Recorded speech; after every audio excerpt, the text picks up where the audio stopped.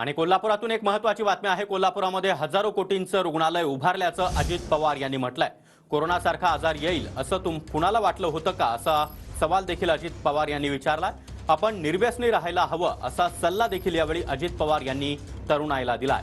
संध्याकाळ झाली की चंद्रावर जाण्याची गरज नाही, अशा मिश्किल शब्दांमध्ये देखील अजित पवार यांनी तरुणाईला एक महत्त्वाची सूचना केली आहे।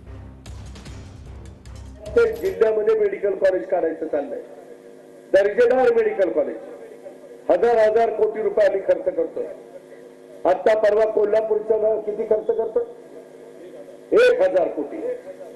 शेवटी गोरगरिबांच्या माझ्या मुलांना, आया बहिणींना तिथं किफायतशीर दरात मोफत उपचार मिळाले पाहिजेत। कधी कुणाला वाटलं होतं का कोरोना सारखा आजारी पण आला? आपण काळजी घेतली पाहिजे, आपण तंदुरुस्त राहिलं पाहिजे, व्यवस्थितपणे आहार, निर्व्यसनी राहिलं पाहिजे। उगीच कुठेतरी संध्याकाळ झाली म्हणजे चंद्रावर जायची गरज आहे असं नाही। त्याच्यापेक्षा चांगलं त्या ठिकाणी आपल्या इथला पांढरा रस्सा, तांबडा रस्सा कसा काय लागतो ते त्या ठिकाणी घ्या, परंतु निर्व्यसनी राहा।